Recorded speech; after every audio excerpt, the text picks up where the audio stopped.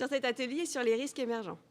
Alors, les risques émergents, je l'ai illustré par cette photo, cet iceberg. J'allais dire, pour nous, risque manager, c'est un peu notre hantise de ne pas avoir identifié sur nos radars ces nouvelles tendances, ou en tout cas ces signaux faibles qui font que demain, il pourrait y avoir des impacts majeurs pour notre organisation sur nos business models. Et j'allais dire, le contexte de la crise Covid fait aussi qu'on a à renforcer ce sujet. Donc aujourd'hui, la problématique à laquelle on va tâcher de répondre lors de nos différents échanges est la suivante. Quelle gestion des risques pour les risques émergents? Ça veut dire quoi, quelle gestion des risques? Ça veut dire comment on les identifie, peut-être avant qu'est-ce qu'on appelle un risque émergent, comment on les identifie, comment on les évalue, comment on les suit, quelle communication sur les risques émergents nous pouvons avoir en interne mais aussi en externe. Donc autant de sujets que nous allons aborder lors de notre table ronde. Alors, avec moi, j'ai le plaisir d'accueillir sur cette table ronde Franck Blanchard.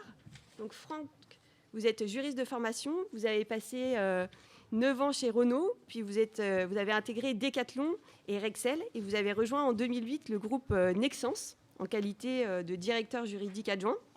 Ensuite, vous avez pris les responsabilités de Data Protection Officer, puis également de cybersécurité. Et donc aujourd'hui, vous êtes directeur des risques, assurance et cybersécurité pour Nexans. Tout à fait, bonjour. Ensuite, à distance, j'ai Vincent Casanovas, qui est en charge de la gestion des risques chez Eumetsat. Donc Vincent, vous avez débuté votre carrière chez Airbus Commercial Aircraft en tant que spécialiste sûreté de fonctionnement sur les calculateurs embarqués et au niveau des systèmes d'aviation, notamment sur l'A380. Et puis en 2002, vous avez intégré Eumetsat. Donc Eumetsat, je précise, c'est l'organisation européenne pour l'exploitation des satellites météorologiques. Mais Vincent, vous aurez l'occasion de nous en dire plus tout à l'heure. Et vous avez intégré Eumetsat comme responsable sûreté de fonctionnement. Et ensuite, vous avez développé cette activité de risk management en lien également avec les aspects business continuity. Bonjour Vincent. Bonjour à tous. Bonjour à tous. Et puis, c'est sympa d'être venu d'ailleurs. Oui. Et puis à côté de moi, j'ai le plaisir d'accueillir Antoine Denoy. Donc Antoine, vous avez effectué un passage chez Google France. Et puis vous avez rejoint le COMEX d'AXA en 2014 en tant que Chief Marketing Digital Partnership and Customer Office. C'est assez long. Voilà. Vous avez également publié différents livres, dont le dernier en 2008, Big Data, Smart Data, Stupid Data. 2018, pardon. Voilà, et maintenant vous êtes CEO d'AXA Québec. Merci. Et puis votre honorable serviteur, donc je suis présidente de la commission ERM 360 à l'AMRAE, pour ceux qui me connaissent. Et puis je suis également risk manager pour Deloitte.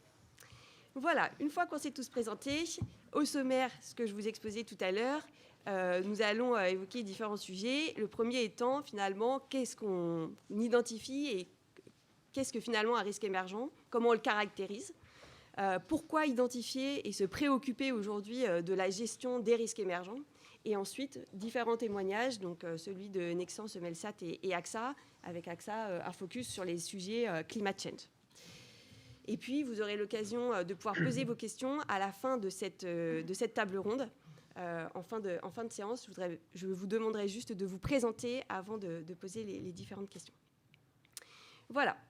Alors, premier sujet, quand on parle de risque émergent, la première question, c'est qu'est-ce qu'un risque émergent?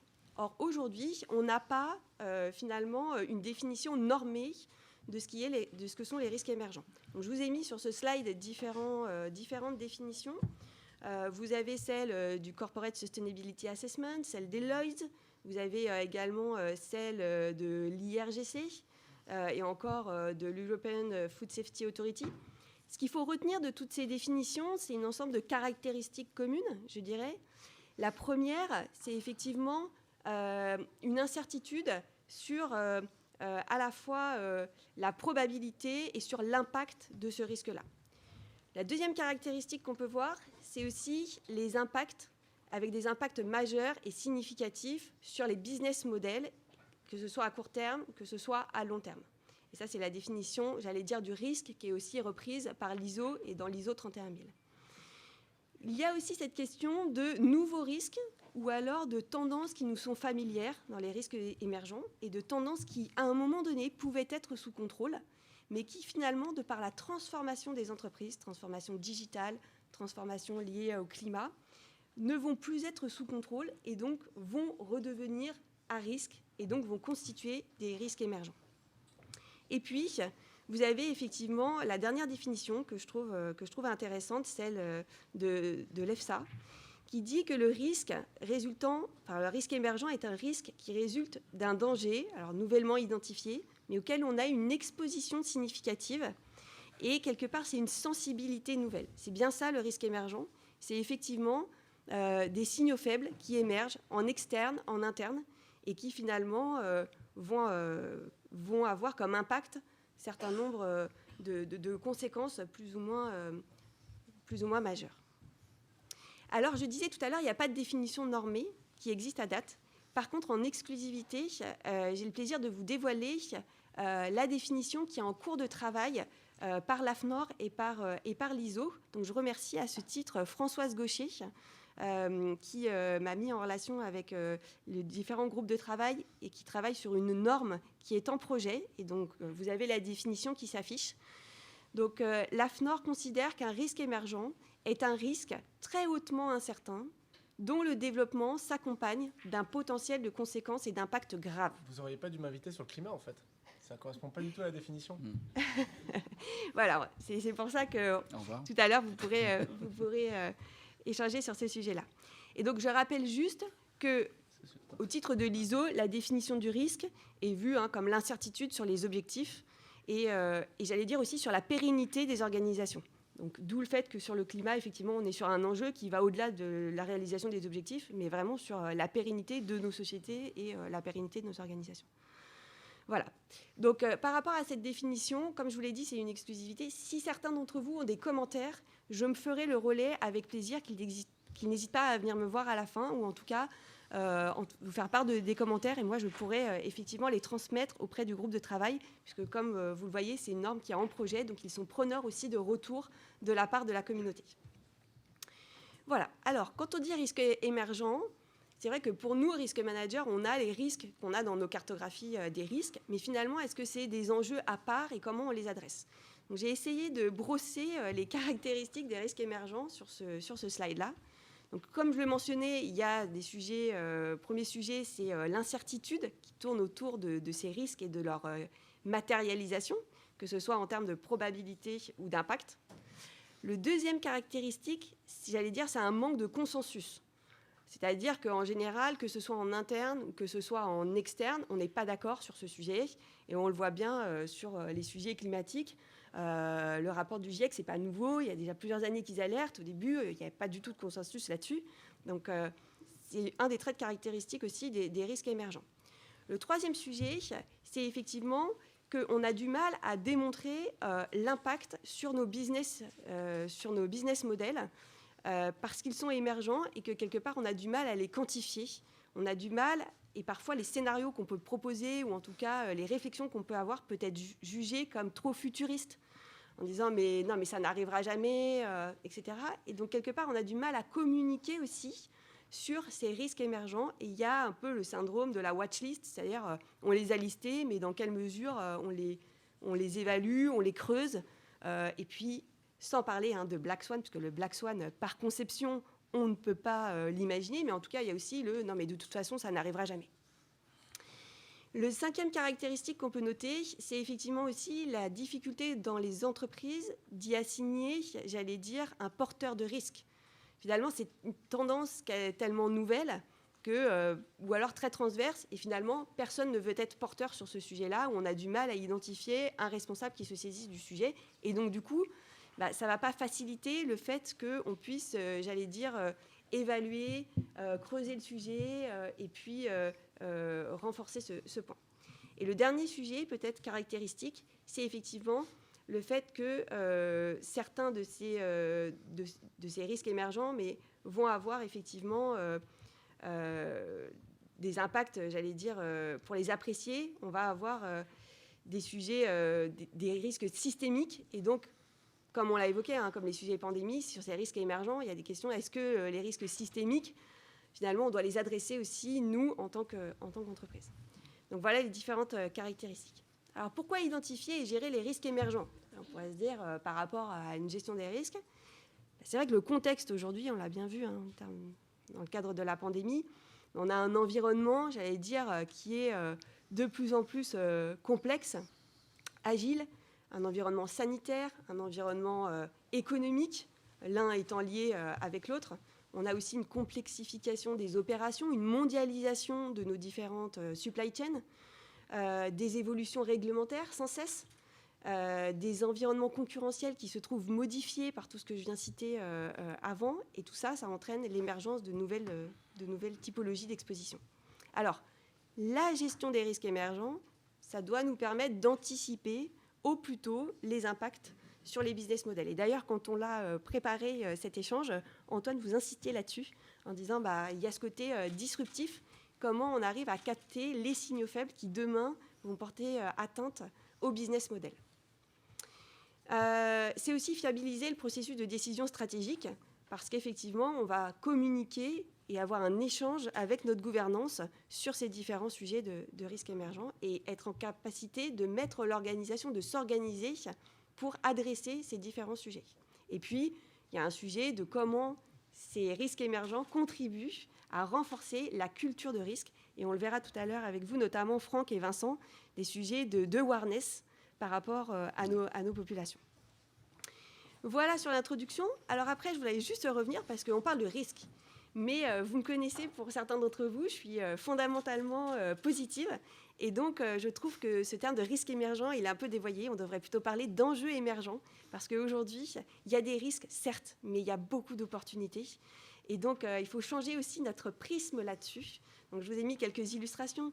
Mais c'est sûr que quand on parle de blockchain, quand on va parler de NFT, de métaverse, quand on va chercher aussi de mathématiques quantiques, on l'a évoqué hier lors de la plénière, et aussi de climat, il y a le risque, mais il y a de formidables opportunités. Mais Sylvie, symboliquement, il aurait fallu rebaptiser cette table ronde. Pourquoi tu ne l'as pas fait si c'était une conviction? Voilà. Donc, c'est vrai, c'était une vraie conviction. Je suis d'accord avec toi. Enjeu émergent. Exactement. Je l'avais soumis, mais on m'a dit que risque émergent était plus vendeur. Bon. Okay. Et en tout cas, je note quand même que vous êtes au rendez-vous et voilà, sur ces différents sujets. Mais tu le soulignes bien. Merci Antoine. Du coup, je laisse la parole à Franck, qui du coup va nous apporter l'illustration de la gestion des risques émergents chez Nexens. Oui, bonjour.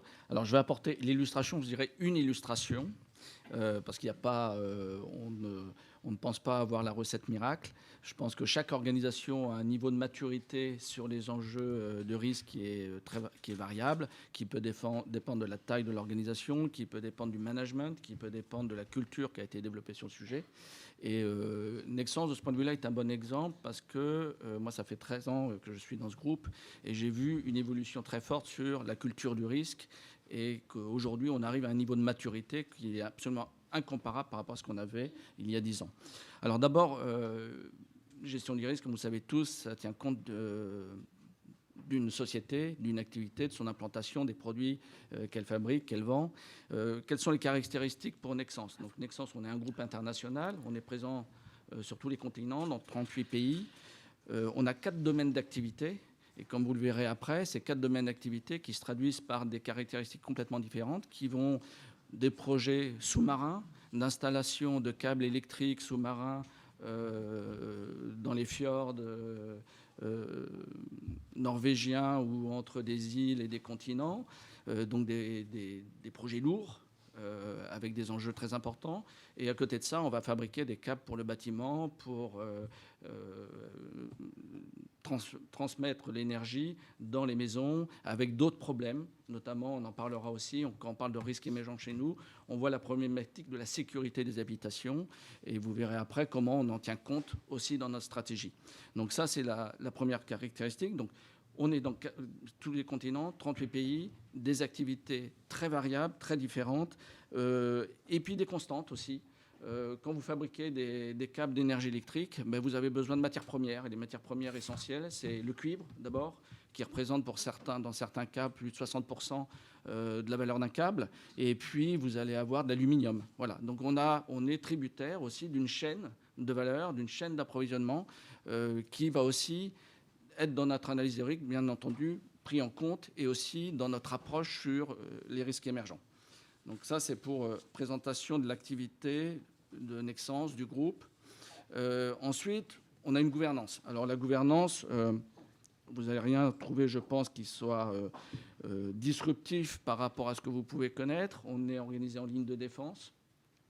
Alors si on parle de culture du risque, un des grands changements qu'il y a eu dans notre groupe, c'est d'amener les personnes opérationnelles à considérer qu'ils sont porteurs du risque et à considérer que ce n'est pas la responsabilité du risk manager ou du top management d'identifier les risques pour eux, mais qu'eux-mêmes sont les premiers vecteurs d'alerte sur des risques qui peuvent survenir, dont ils peuvent avoir connaissance dans leur pays, dans leur activité, et qui pourraient avoir un impact pour le reste du groupe. Donc ça, la première chose sur laquelle, une des choses fondamentales sur lesquelles le groupe a travaillé, c'est de développer cette culture du risque au niveau des porteurs du risque. Donc ça veut dire au niveau du business, bien entendu, mais aussi au niveau des fonctions. C'est très intéressant de voir qu'au niveau des fonctions, on l'a vu nous dans notre organisation, dans son domaine d'expertise, on est ceux qui vont diffuser un peu nos problématiques de risque, puis après, on n'est pas obligatoirement ceux qui alertons sur les risques au niveau du management. Donc il y a un enjeu global de faire évoluer cette culture de risque. Le deuxième point qui pour nous est très important, et on l'a vu, on a changé de CEO il y a un peu plus de 3 ans maintenant, c'est que si vous n'avez pas au top management une personne, en la personne du CEO, et une organisation au niveau du COMEX, et j'y inclurai aussi le conseil d'administration qui est porteur de ce sujet, on n'arrive jamais à rien. Je pense qu'on peut se battre, c'est comme des moulins à vent, c'est-à-dire qu'on brasse de l'air, mais c'est tout. Donc, le gros changement qu'on a eu dans notre organisation, c'est qu'on a un CEO qui a pris le sujet à bras-le-corps, qui a considéré que la culture de risque était fondamentale dans la définition d'une stratégie, dans la gestion quotidienne du business, que ce soit au niveau des opérationnels qu'au niveau des fonctions. Donc ça, ce qu'on appelle le ton at the top, c'est réellement essentiel. Et après, cette culture se diffuse déjà au niveau des membres du COMEX, qui eux-mêmes sont les meilleurs sponsors de cette culture du risque. Et puis enfin, le devoir du management, mais aussi le devoir, par exemple, du risk manager, c'est de porter des sujets à la connaissance du conseil d'administration, des membres du conseil d'administration, pour les forcer aussi, soit ça peut venir d'eux, mais sinon, il faut les forcer aussi à prendre ces sujets. Par exemple, ce qu'on a fait cette année, qui n'avait jamais été fait dans notre groupe avant, même si on parlait des risques de manière régulière au niveau des conseils d'administration, au niveau de la définition de la stratégie du groupe, on n'avait jamais fait un groupe de travail avec l'ensemble des membres du conseil d'administration pour leur présenter notre vision, enfin, pour leur présenter déjà une vision des risques du groupe, mais aussi de leur demander d'interagir. C'est-à-dire que le but, ce n'est pas uniquement de leur présenter les risques, mais c'est que derrière, ils soient acteurs de cette définition des risques. Et donc, on a créé cette année ce groupe de travail. Au moment, on a des séminaires sur la stratégie au mois de septembre tous les ans, qui durent 2 jours, 2-3 jours, ça dépend de l'ampleur. Et là, on avait un working group dédié aux risques, et notamment aux risques émergents, pour amener les administrateurs à être acteurs de la définition des risques du groupe. Voilà. Donc ça, c'était très intéressant. Ça permet aussi au management, et on fait participer le management, c'est-à-dire que ce n'est pas uniquement les administrateurs avec le CEO, le CFO, le General Counsel, vous avez aussi les patrons de business group qui sont là, qui assistent, qui participent à la discussion. Et donc, il y a un échange entre le management et le conseil d'administration pour justement discuter de ces risques. Et ça, on a fait ça cette année. Et on renouvellera cet exercice tous les ans parce qu'on se rend bien compte que cette interaction nourrit les réflexions de nos administrateurs, mais aussi et surtout va nourrir les réflexions de notre COMEX et des responsables de business group. Alors juste sur ce sujet, Franck, je trouve intéressant cette pratique. C'est vrai qu'on a tendance, quand on présente les risques, à arriver avec déjà les risques présentés sur nos cartographies. Et justement, sur les risques émergents, je pense qu'une des bonnes pratiques, c'est aussi d'avoir ce dialogue en disant on ne sait pas tout. Voilà ce qu'on peut capter, hein, on le verra tout à l'heure par les rapports externes, par un certain nombre de signaux faibles dans notre organisation. Mais by the way, qu'est-ce que vous, aujourd'hui, vous percevez et avoir un échange ouvert avec la gouvernance, que ce soit avec l'exécutif ou avec les conseils d'administration, aussi pour les responsabiliser et pour qu'ils s'en saisissent. Oui, tout à fait. Et ce que l'on fait maintenant, suite à ce séminaire, bonjour, donc on a échangé sur un certain nombre de risques. On a au niveau de notre organisation, je pense que c'est vrai de beaucoup d'organisations présentes ici, on a au niveau du COMEX, chaque membre du COMEX est sponsor d'un risque majeur pour le groupe. Mais aussi, ce qu'on fait maintenant, c'est qu'on a des administrateurs qui sont sponsors de certains risques à leur niveau, au niveau du conseil. Par exemple, au mois de février, là, on va avoir une réunion avec un des membres du conseil d'administration pour parler du sujet que va évoquer Antoine, lié au risque climatique. Et donc, le conseil d'administration, au travers d'un de ses administrateurs, a désigné son propre sponsor pour suivre ce risque-là. Donc là, on multiplie les échanges qui vont venir nourrir nos réflexions, qui vont venir, eux, ils vont beaucoup nous apporter. Ils ont pour certains des compétences très pointues sur certains risques. Donc voilà, c'est un échange permanent. On voit que l'échange, on est tous un peu sensibilisés au sujet. On a besoin de lire beaucoup, on a besoin d'échanger, que ce soit avec nos assureurs, nos courtiers, que ce soit avec nos clients, nos fournisseurs, pour voir aussi comment eux, ils évaluent les risques, comment ils apprécient les opportunités aussi. On parle de risque, mais on parle toujours d'opportunités. Donc c'est un dialogue permanent, constant, et qu'il faut formaliser, c'est-à-dire qu'il ne faut pas rester... Alors, moi, je suis juriste de formation, donc c'est quelque chose qui est un peu habituel chez nous. C'est-à-dire que c'est bien de parler, mais il faut, à un moment donné, qu'on se réunisse, qu'on ait des plans d'action, qu'on ait des objectifs qui soient clairement définis, et ça permet de dérouler et aussi de marquer des succès. À ce sujet-là... Peut-être, juste une question, parce que là, vous mentionnez les risques, mais finalement, les risques émergents, vous m'expliquiez que finalement, vous ne faites pas de distinction. Enfin, alors, je vais y venir après, mais j'y viendrai. Hein, mais je vais y venir. Tu m'as dit que j'avais 20 minutes, donc j'occupe les 20 minutes. J'essaie de faire le temps. Non, je voulais sur cette partie-là juste aussi mentionner un autre point. Quand je vous dis tout ça, on peut peut-être avoir l'impression qu'on est une grosse équipe. Au niveau des risques, on est 2 dans le département risque, donc on n'est pas une grosse équipe. Peut-être que certains vont estimer qu'ils sont le double de ce qu'ils sont eux. Mais de mon point de vue, on n'est pas une grosse équipe. En revanche, ce qu'on a fait, c'est qu'on essaye au maximum de désigner des correspondants dans chaque business group. Et on se repose sur les experts pour qu'ils soient, à leur niveau, porteurs de risques. C'est-à-dire que... Et ce que l'on fait, alors ce n'est pas obligatoirement quelque chose qui se fait, on ne peut pas le décréter, ça ne marche jamais. Je suis juriste de formation, vous connaissez tous ce que c'est la conformité. J'ai été dans le groupe qui a travaillé sur la mise en œuvre de la conformité du groupe Nexens. Ça ne s'est pas fait du jour au lendemain, il a fallu 10 bonnes années avant qu'on arrive au niveau de maturité qu'on a aujourd'hui. Et vous ne pouvez pas décréter que quelqu'un va être en charge de quelque chose. Ça ne marche pas comme ça. Donc, qu'est-ce que l'on fait ? Je l'ai mentionné ici, on crée beaucoup de comités ad hoc. C'est-à-dire, dès qu'on voit un nouveau risque qui peut avoir un impact, on va décider de créer un comité ad hoc.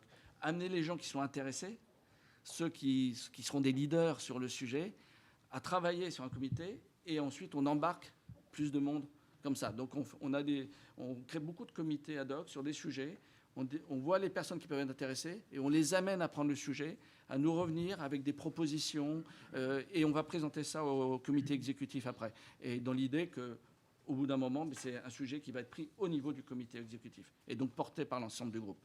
Et on le fait, par exemple, aussi dans la gestion de crise. Un des points sur lequel communique beaucoup notre CEO aujourd'hui, je pense que tout le monde sera d'accord là-dessus, on est dans un monde volatile, incertain, complexe et ambigu. Et aujourd'hui, la question, ce n'est pas de savoir si on va être capable de gérer une crise en même temps, une grosse crise, mais est-ce qu'on est capable de gérer plusieurs crises en même temps ? Et pour être capable de gérer plusieurs crises en même temps, il faut habituer les équipes à gérer les risques, à réfléchir sur les risques, à les anticiper, à les identifier, à les anticiper, mettre des plans d'action et à savoir ce que ça, à détailler un peu les actions à mener dans le cas où un risque survient. Donc tout ça, c'est un petit travail qu'on essaie de mener, comme je vous l'ai dit, avec une équipe réduite, mais on développe surtout la culture sur les risques. Pour moi, c'est le vecteur essentiel pour parvenir à une gestion des risques, évidemment portée par le top management. Alors, quand on parle de top management qui porte le sujet, là, c'est l'exemple typique. Donc, je vous l'ai dit, il y a un peu plus de 3 ans, on a changé de CEO. Depuis, on a fait un plan de transformation. Et l'an dernier, au mois de février, Il a réalisé ce qu'on appelle chez nous le Capital Market Day. D'ailleurs, je suis désolé, on a fait les slides en anglais parce que j'en ai beaucoup en anglais. On a beaucoup de membres du COMEX qui ne parlent pas français, donc on a toujours l'habitude de faire ces slides comme ça. Mais concrètement, il a fait Capital Market Day, où d'ailleurs toutes les parties prenantes, investisseurs, fournisseurs, clients, pouvaient assister, qui a duré facilement 3 ou 4 heures, où il expliquait la stratégie. Et dans cette stratégie, qu'est-ce qui a été défini, qu'est-ce qui a été identifié, notamment des mégatrends. Donc c'est ce que je cite là à droite du slide. Vous avez les enjeux d'électrification de la planète, de plus en plus d'énergies renouvelables qui vont être nécessaires, problématique de renouvellement des réseaux. Il faut savoir qu'un réseau, ça se renouvelle tous les 40 ans. Les câbles, ça dure 30 ans. Une vie, on peut dire, on peut estimer que le câble va durer et qu'il n'y aura pas de problème. On voit bien qu'un des enjeux à venir, c'est la croissance de la population mondiale, avec aussi une concentration dans les zones urbaines. Comment on va procéder à ce renouvellement? On sait que c'est un sujet en France, si on compte la France, c'est un sujet pour l'avenir. Et puis, ça va aussi porter des problématiques d'enjeux technologiques, obligatoirement. Et puis, à l'intérieur de ça, qu'est-ce que l'on fait? On explique qu'on a identifié des risques émergents. Donc, c'est clairement identifié dans la stratégie du groupe qu'il y a des risques émergents. Et là, on identifie les principaux. Donc, par exemple, changement climatique, ça va poser des questions d'énergie renouvelable. Je parlais du blackout des villes. Donc ça veut dire qu'il va falloir moderniser le réseau, sinon on va avoir des villes qui du jour au lendemain peuvent se retrouver sans fourniture d'énergie, avec toutes les conséquences que ça peut avoir pour les individus et pour les entreprises. Et puis la sécurité des personnes. Aujourd'hui, ne serait-ce qu'aujourd'hui, je crois que c'est un slide après, en termes de sécurité des personnes, je crois qu'il y a je ne sais plus combien, on a un chiffre là-dessus, il y a un départ de feu toutes les 2 minutes. D'accord ? Et une des raisons pour ça, c'est la qualité des câbles, parce qu'il y a beaucoup de contrefaçons qui sont réalisées. Et donc, comment on va pouvoir lutter contre ces risques émergents, ces risques, dans le cadre de notre stratégie. Donc ça, c'est pris en compte dans le cadre de la stratégie. Et ça passe par quoi ? On était, comme je vous l'ai dit au départ, un groupe avec 4 domaines d'activité. On avait 8 segments majeurs, 34 sous-segments. On va passer à 4 segments majeurs et 12 sous-segments. On ne peut pas être bon dans autant de segments, avec autant de complexité. Donc, notre gestion du risque, c'est de dire, allons vers la simplification. Et comment on arrive à ce résultat-là, à cette définition de notre stratégie, c'est parce qu'on a pris en compte les enjeux, les mégatrends qui vont dicter un peu les décennies à venir et les risques émergents qui sont fondamentaux pour notre activité. Et on essaie de transformer ces risques, c'est ce que disait Sylvie tout à l'heure, en opportunités, évidemment, pour assurer une pérennité de notre groupe. Donc ça, c'est pour la stratégie. Comment ce qui suppose, du coup, de les identifier en amont et dès qu'il y a des signaux faibles voilà, aussi. D'accord. Tout à fait. Donc ça, c'est le travail en interne. C'est aussi le travail de benchmark. C'est travailler avec des sachants dans le domaine. On n'est pas des sachants dans le domaine du changement climatique, mais il y a beaucoup de gens qui s'y connaissent mieux que nous. Si on prend, je vais en parler après, si on prend, comme je vous l'ai dit au départ, on est très tributaire des matières premières, notamment du cuivre. On a des fournisseurs qui sont des spécialistes du domaine. Il faut savoir qu'avec tous les changements réglementaires liés au changement climatique, avant, pour une mine de cuivre, entre le moment où vous décidiez d'investir et le moment où vous avez votre mine qui est exploitable, il fallait 5 ans. On sait qu'aujourd'hui, il y aura un minimum de 10 ans. D'accord ? On sait qu'aujourd'hui, la demande dans ces matériaux va plus que doubler.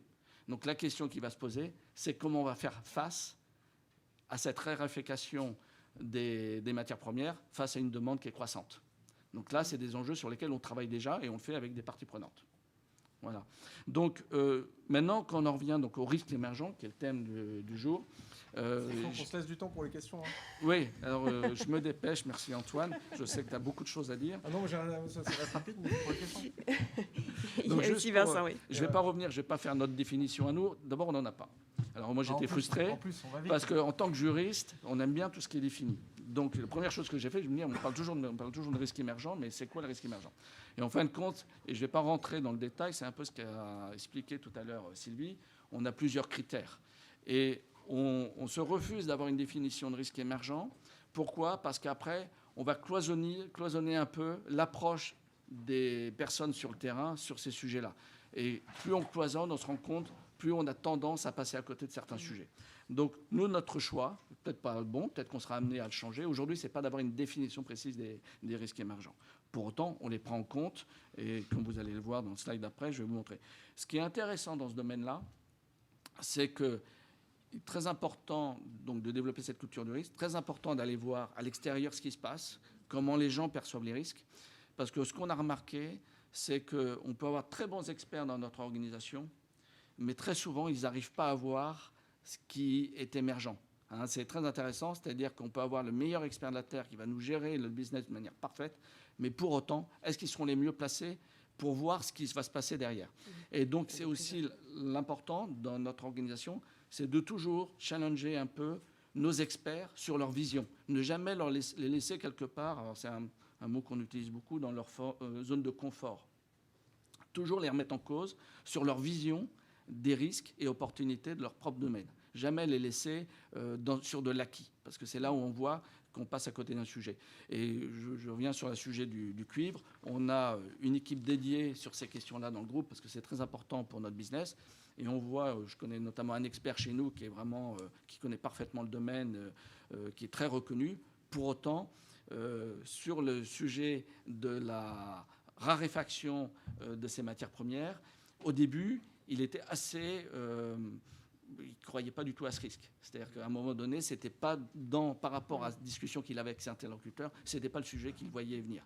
Maintenant, en le confrontant avec d'autres personnes qu'il n'avait pas l'habitude de voir, qui lui apportent une autre vision, il commence à changer sa vision et on l'amène au fur et à mesure aussi à être partie prenante à cette réflexion sur comment on va gérer ce risque émergent. Alors, peut-être quelques minutes et puis après on va passer à Vincent. Je me dépêche. Risque. Alors là, j'ai mis quelques exemples de risques émergents. J'ai déjà beaucoup parlé de ces risques, les uns après les autres. Nous, un véritable enjeu que l'on voit, c'est quantifier les risques. Ce qu'on se rend compte, d'une part, c'est que quand on arrive à quantifier un risque, on arrive à faire prendre conscience à nos interlocuteurs des enjeux. Je prends l'exemple du risque cyber.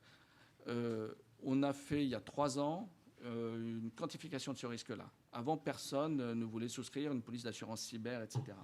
On a fait cette quantification, qui n'était pas parfaite, mais on a réussi à impliquer un certain nombre de personnes qui étaient intéressées par le sujet dans l'organisation pour arriver à ce que ça pourrait dire pour nous.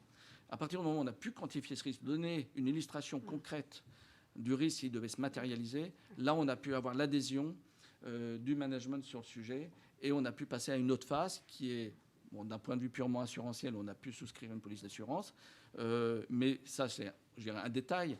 Ce qui est important surtout, c'est que maintenant on a des réunions trimestrielles avec le patron de la cybersécurité, avec notre CEO, notre CFO, notre directeur juridique groupe, notre secrétaire général, sur le sujet pour suivre les plans d'action qui sont mis, pour s'assurer que ce sujet soit pleinement porté par le management.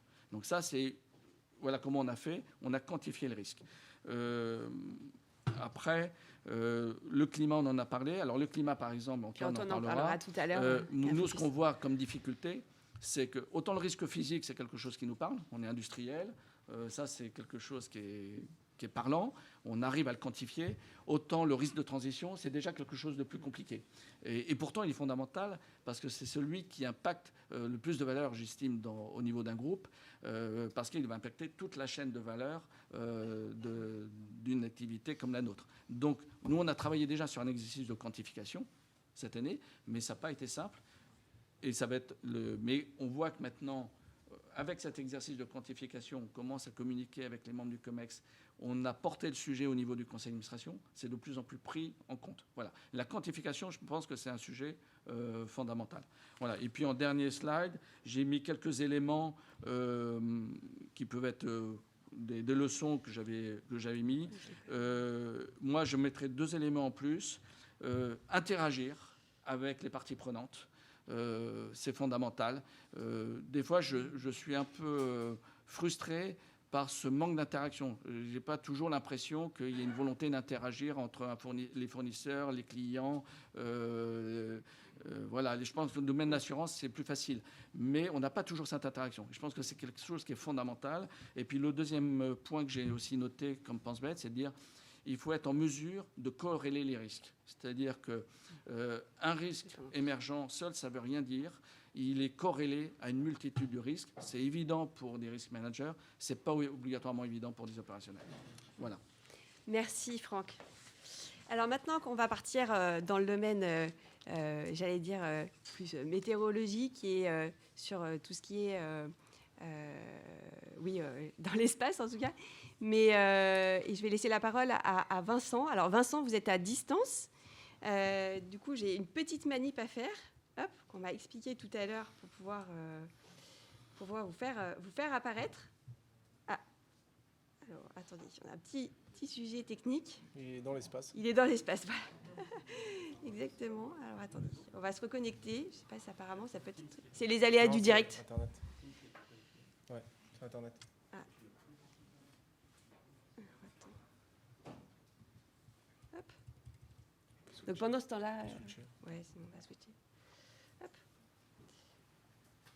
Sinon, je vais laisser la parole à Antoine. Antoine, Ouais, je vais faire. hop. Le temps qu'on se reconnecte. Merci beaucoup.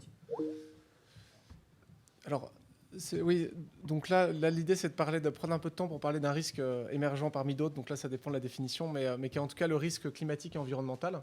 Et là, en quelques mots, alors vous dire l'étrange animal que nous sommes et pourquoi on existe, AXA Climate, on s'est lancé il y a 3 ans justement pour répondre à la question de l'engagement de l'assureur sur cette cause environnementale et climatique. Parce que dès le début, et je pense que les assureurs dans la salle peuvent en témoigner, l'assureur se rend compte que ce qui est en train de se jouer en termes de transition énergétique, climatique, environnementale, c'est une remise en cause du business model, évidemment, de beaucoup d'acteurs, mais aussi et surtout de l'assureur. Et donc, il y a une nécessité beaucoup plus, d'ailleurs, que pour les transformations précédentes, notamment digitales, de se réinventer et de réinventer nos produits, la valeur qu'on apporte à nos clients pour les accompagner. Et donc, AXA Climate, la question qu'on s'est posée quand on a lancé ça il y a 3 ans, c'est celle vraiment de l'engagement. Qu'est-ce que ça veut dire un assureur engagé sur cette cause environnementale? Et la façon dont on a eu d'y répondre, ça a été un voyage de 3 ans, puisque ça fait 3 ans qu'on s'est lancé, c'est de se dire que notre façon d'aider, de contribuer, c'était d'aider à l'adaptation climatique. Donc c'est vraiment le point commun de l'ensemble de ce qu'on opère chez AXA Climate. Et on s'est mis au service de cette mission à travers 3 business models. Un business model d'assurance, notamment l'assurance paramétrique. J'en dirai quelques mots s'il y a des questions. C'est notre façon d'être engagé. On paye vite, sur la base d'indicateurs satellites notamment, en cas d'événements extrêmes, sécheresse, ouragan, tremblement de terre. Formé, parce qu'on s'est vite rendu compte que la beauté d'une mission large, quand on se la fixe, c'est qu'elle ouvre des horizons d'innovation et que quand on était à vous accompagner, vous les clients, les entreprises, on s'est rendu compte que la priorité, ce n'était pas l'assurance, c'était la compréhension extra-financière de la biodiversité, du climat et toute cette connaissance, on va dire, du monde physique qui était nécessaire pour prendre les bonnes décisions et qu'une adaptation réussie, c'est une adaptation qui tenait compte de cette connaissance. Donc la formation et puis le conseil. Assez naturellement, on s'est rendu compte qu'on avait une valeur à pouvoir projeter les entreprises à 2030 dans une logique probablement un peu plus moyen terme que celle dont elles ont l'habitude, notamment avec des logiques de risque physique, on y reviendra, mais aussi demain pour AXA Climate, beaucoup d'autres éléments autour de l'environnement. Alors très rapidement, je vais brosser quelques chiffres, notamment parce qu'on a eu la chance de faire un baromètre avec nos amis de l'AMRAE pour essayer de quantifier justement la maturité de l'organisation sur l'adaptation au risque physique. Donc désolé parce que je vais être un peu focus dans le propos, parce qu'il y a beaucoup de choses à dire sur le climat, sur énormément de dimensions, notamment le risque de transition, les business models. C'est notre conviction. Mais là, je vais rester probablement un peu sur le risque physique. Alors, très rapidement, aussi pour schématiser et bien expliquer notre intention sur ce risque physique. On pense évidemment qu'il va y avoir de moins en moins de capacités sur ces risques physiques, parce qu'il va y avoir des dérèglements de fréquence, d'intensité dans les événements extrêmes qui vont amener les assureurs à être de plus en plus précautionneux. Et donc la conséquence, elle est évidente, c'est de dire que les capacités iront aux acteurs les plus engagés sur cette cause environnementale et climatique. Et donc le pari qu'on fait chez Climate, c'est d'aider ces acteurs à être engagés sur ces sujets pour permettre finalement de garder des assureurs à leur côté, de manière à pouvoir continuer à être durable, parce que c'est de ça dont il s'agit pour la plupart des entreprises, et surtout de garder des capacités d'assurance pour supporter cette transition. Donc c'est un parti pris pas forcément hyper optimiste quand on le prend avec ce revers de la médaille, mais sur l'autre revers, c'est juste une formidable opportunité pour les entreprises et pour les assureurs de changer leur dialogue et de s'accompagner sur cette transition. Et donc très concrètement, ça passe par des preuves d'impact qu'on a mis là. Alors, ceci étant dit, très rapidement, le baromètre, qu'est-ce qu'il dit ? Alors, il peint finalement des entreprises et des risk managers assez encore un peu loin finalement de ces problématiques de climat, qui sont en effet pas des risques émergents, mais des risques existants. Alors quelques chiffres très rapides pour vous les ayez en tête. Il y a une crainte qui est majeure, que je viens de relayer, chez la plupart des entreprises, 62% des risques majeurs, qui pensent que certaines activités ne seront plus assurables. Donc il y a vraiment un diagnostic assez dur. Et en même temps, il y a 71% des gens qui disent « je ne suis pas content, je ne suis pas satisfait des produits d'assurance ». Donc c'est quand même intéressant. Et là vient se loger la problématique d'innovation et le challenge d'innovation que j'ai évoqué. Et ce qui est très intéressant, c'est 2 chiffres. Il y a 20% des risk managers uniquement qui se disent en responsabilité des cartographies du risque climatique lié au dérèglement. Et là, c'est très intéressant parce que vous savez, pour la plupart des entreprises, notamment publiques, il y a une réglementation européenne qui est très contraignante en termes de disclosure. Maintenant, notamment avec la TCFD, il faut rendre compte du risque physique à 2030. Et il n'y a que 20%, donc une minorité des risk managers, qui se disent responsables de ça, alors que c'est fondamentalement une logique de risque. On verra que nos petits camarades de la RSE, nos petits camarades de la Strat sont probablement ceux qui ont pris le devant sur ce type de reporting dans la majorité des entreprises. Et un des enjeux pour le métier du risk management, c'est bien de se connecter à ces autres fonctions pour garder le rythme. 43% uniquement des entreprises se sont dotées d'une gouvernance des risques climatiques, donc bravo Nexens. Spécifiquement, j'ai vu que vous avez un comité planète. C'est un enjeu majeur, et puis surtout une gouvernance qui ne soit pas silotée, qui soit opportunité, qui pense globalement la transformation globale du business model. C'est un peu le message pour ne pas rester sur simplement une gouvernance de risque. Alors, pour très rapidement, pour picorer quelques éléments, donc les risk managers, c'est un peu difficile comme exercice parce que je parle à des risk managers, donc je me fais votre porte-parole un peu maladroit, mais globalement, vous êtes conscients de pas mal de risques climatiques déjà. Il y a des risques qui sont globalement de l'ordre de la panacée, vous les connaissez, notamment les risques d'inondation. Ce qui est très intéressant, c'est qu'il y a des risques qui vont changer, notamment en fréquence et en intensité. Et c'est cet élément de conscience qu'il faut que vous ayez tous en tant que risk manager, courtier, assureur, pour voir à quoi il faut s'attendre dans les 10 prochaines années. Et puis il y a des risques beaucoup moins communs. Comme on voit, des nuits tropicales, c'est des événements quasi inconnus, des nuits très chaudes dans le nord, qui en fonction de votre activité, sont des risques dont on se méfie moins, parce que ça ne fait pas effondrer les bâtiments, mais ça peut avoir des activités, des impacts sur les business models. Donc être attentif à des risques pas forcément extrêmes, plutôt chroniques, mais auxquels il va falloir s'accoutumer. Deuxième élément rapide, c'est sur la supply chain. Alors là, il y a vraiment un choc de culture, il faut tous en prendre conscience. On est dans une société élargie. Donc on passe vraiment d'un ordre d'une société qui, je caricature, est un peu en silo à optimiser des KPI de société classique, à une conscience élargie, un niveau de conscience plus élargi de l'entreprise, à son scope 2 et son scope 3, évidemment ses clients, ses fournisseurs et sa chaîne de valeur. Et ça, ce n'est pas l'idéalisme qui m'amène à vous transmettre ce message, c'est une réalité aussi réglementaire. Maintenant, en termes de disclosure, que ce soit sur le carbone ou sur le risque physique, il y a un impératif à communiquer aussi sur le scope 2 et scope 3, et donc d'être en responsabilité aussi du risque de vos fournisseurs. Et là, ce qui est très important, c'est qu'on voit qu'il y a près de la moitié des risk managers qui ne maîtrisent pas, qui sont en venir dans l'aveuglement de leurs différentes chaînes de valeur. Et ça, c'est une mue culturelle essentielle à faire, notamment avec le business. Il y a vraiment un esprit de responsabilité et de conscience plus élargi. Juste sur ce sujet, on peut mentionner quand même qu'avec le devoir de vigilance, il y a quand même un travail qui a été initié et qu'aujourd'hui, on a quand même une bonne visibilité sur les fournisseurs critiques et les fournisseurs de rang 1, mais qu'effectivement, le sujet, il est aussi sur les fournisseurs de rang 2 et 3. Tout à fait. Non, mais mon propos n'est pas de dire qu'il n'y a pas de travail, mais c'est vrai que je pense que c'est important d'insister quand même. Voilà, ouais, tout à fait. Et puis il y a quand même 50% aussi des risques majeurs qui se disent en maîtrise aussi de ces différentes composantes. L'autre élément hyper important, c'est de ne pas réduire le climat et l'enjeu climatique à un risque physique. Ça, c'est extrêmement important. Tu l'as dit, Franck. C'est d'abord un enjeu fondamental de business model. Le climat, ce n'est pas la pandémie. La pandémie n'a pas fait porter un risque... ça fait porter un risque à certains business models en termes de pérennité, mais ça n'a pas changé fondamentalement le business model, la façon, le produit, l'offre des grandes entreprises ou des principaux secteurs. La crise climatique et environnementale, c'est d'abord un enjeu de business model. C'est d'abord pour les entreprises, beaucoup plus que pour le digital, la nécessité de repenser son offre de valeur, son produit originel, pour qu'il tienne évidemment compte des limites physiques de la planète, de cette transition énergétique, mais aussi de l'évolution des consommateurs et de l'évolution finalement de l'écosystème. Donc c'est vraiment un voyage très collectif qui va vraiment toucher les business models. Et donc les risques climatiques, derrière là, il y a évidemment les risques de transition, c'est fondamental. Il y a des risques légaux, les risques liés à des risques qui vont être pris de réputation. Et donc, c'est vraiment tout un écosystème de risques qu'il faut penser et pas s'arrêter aux risques climatiques. Alors, les risk managers, les assureurs face aux risques climatiques, eh bien, ce qui serait intéressant, c'est qu'on a quelques signaux faibles du propos de mon introduction, c'est-à-dire des assureurs qui commencent à s'en méfier du dérèglement climatique.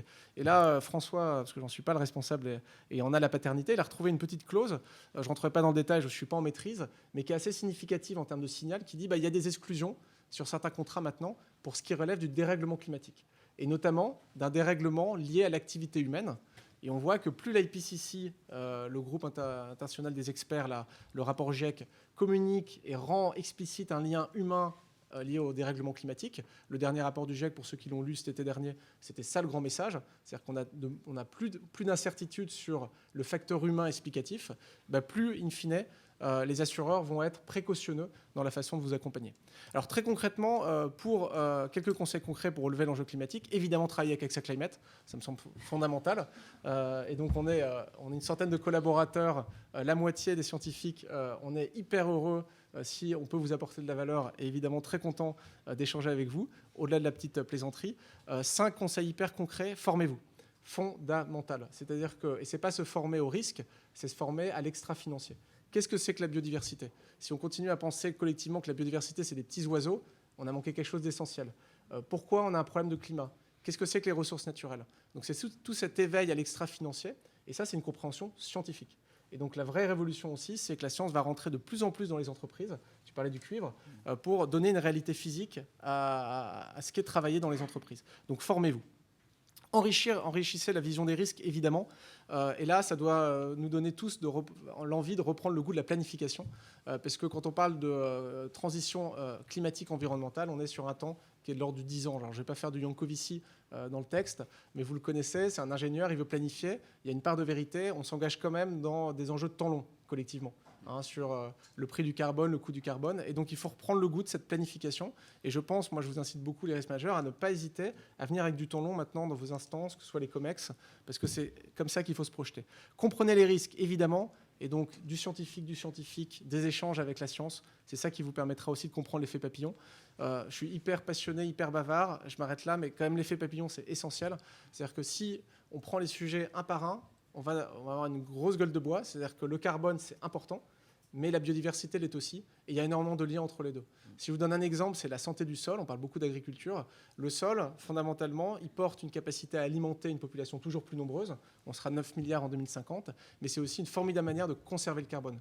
Et donc méfions-nous, on va dire, des discours simplistes, du type on va résoudre le problème du carbone. Fondamentalement, ce qui se joue, c'est le vivant, et il faut comprendre l'effet papillon entre une pollution à particules d'une industrie, une santé humaine, les rejets dans la mer, l'impact aussi sur les planctons dans l'océan et donc l'oxygène. Donc fondamentalement, il faut qu'on s'ouvre à un univers complexe, d'où la connaissance scientifique. Et puis évidemment, chiffrer les mesures d'adaptation, parce qu'il faut in fine quand même prendre des mesures d'adaptation, que ce soit au niveau du bâtiment ou au niveau du business model. Et ça, il faut mettre des coûts, parce que in fine, évidemment, c'est ce qui va aussi permettre la décision au plus haut niveau. Et donc le coût, c'est évidemment le coût, le revenu, et puis tirer un maximum ce fil de l'effet papillon pour essayer aussi de tirer l'opportunité par rapport aux raisons d'être de nos grandes entreprises, c'est-à-dire in fine quand même la question qui nous amène chaque matin à nous lever pour contribuer à l'entreprise, c'est-à-dire quelle est la contribution positive de notre entreprise, de nos entreprises à l'intérêt commun et à l'intérêt de l'écosystème. Merci beaucoup. Merci Antoine. Alors je compléterai juste sur ce sujet-là avec 2 aspects qu'on voit également. Tu le mentionnais, c'est sur les aspects communication externe, reporting extra-financier. Donc aujourd'hui, il y a des discussions qui sont en cours au niveau de la Commission européenne sur tout ce qui est taxonomie, sur tout ce qui est corporate reporting, et qui vont avoir des impacts aussi sur les différentes entreprises. Donc ayez en tête aussi de suivre ce sujet-là. Et pas que sur les entreprises, s'il y a un acronyme à retenir, c'est NFRD, c'est la réglementation européenne. Et ce qui est très intéressant, c'est un peu l'équivalent du GDPR, je pense que vous l'avez en tête pour le digital et la data. C'est une espèce de raz-de-marée réglementaire venant de l'Europe, qui nous différencie d'autres continents, parce que les US ne sont pas du tout sur ces mêmes logiques. Et NFRD, en fait, ça touche globalement toutes les entreprises de plus de 250 employés. Donc c'est très intéressant, à l'horizon 24-26, en fait, toutes les entreprises, donc vos fournisseurs, même les petites PME, ETI, vont devoir rendre compte de leur empreinte environnementale. Et ça, c'est des choses hyper concrètes. Il faut vraiment regarder ce qui se passe. C'est-à-dire qu'on va dire, tu as une usine, tu consommes de l'eau, tu vas me déclarer ta consommation d'eau. Et puis à un moment donné, on va te faire rentrer dans une logique qui sera celle de la réglementation, nous expliquer combien tu rends à l'écosystème de bassins versants aux alentours et ce que tu ne rends pas. Donc il faut vraiment imaginer que là, on va faire rentrer la Terre, les limites physiques de la Terre dans nos reportings et que ça va être un vrai choc aussi culturel, notamment pour les équipes financières. Et puis le deuxième sujet que je voulais mentionner, c'est qu'aujourd'hui, on voit bien sur ce sujet climatique, nombre d'entreprises en sont à l'identification, à des premières cartographies des risques dédiés. Mais comme tu le mentionnais, il y aura aussi des programmes de transformation, de mise en œuvre. Et donc, du coup, dans les risques émergents, il y a aussi, j'allais dire, ces risques d'exécution de ces programmes qu'il faudra aussi identifier et piloter. Allez, 30 secondes pour le risque. Au-delà de la plaisanterie, qui me paraît le plus important, c'est le risque humain. C'est-à-dire, en fait, la plupart des grandes entreprises ont du mal à recruter des jeunes générations, des jeunes talents. Et fondamentalement, c'est un des résultats de ce dont on vient de parler, c'est-à-dire c'est cette transition environnementale, climatique, qui donne aussi le goût du sens aux jeunes générations. Et c'est vrai qu'il y a un vrai enjeu humain. Et moi, quand j'ai côtoyé les grandes entreprises, ce qui fait réagir un patron aussi, c'est évidemment tout le rationnel du coût. Et c'est un moment de se dire, en fait, j'arrive plus à attirer des talents parce que j'ai un discours d'entreprise sur ma raison d'être qui n'est pas assez aligné. Je ne traite pas assez bien les objections. Et les jeunes, le rêve d'un jeune n'est pas forcément maintenant, étant donné le secteur privé tel qu'il est, de se retrouver en démarrage dans une grande entreprise qui n'est pas alignée à sa raison d'être. Donc je pense que le risque de recrutement et de perte de talent, je ne sais pas s'il y a des assurances pour ça, d'ailleurs je le sais, il n'y en a pas, semble être un enjeu majeur et pour le coup pas émergent, existant. Merci. Alors, on va essayer, et là, je me retourne vers la technique, de revoir Vincent Casanovas. Et donc, c'est les aléas du direct, mais je vous demande juste quelques instants pour qu'on puisse se reconnecter. Voilà. Peut-être, oui, dans ce temps-là, on peut prendre des questions. Je vous demanderai juste de vous présenter, s'il vous plaît, pour qu'on puisse y répondre. Le passe vaccinaire aussi.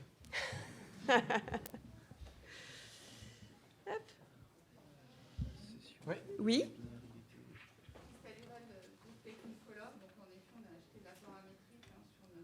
N'hésitez pas à vous lever pour que tout le monde puisse vous entendre, s'il vous plaît. C'est de la pub pour AXA Climate, donc il va falloir vraiment écouter.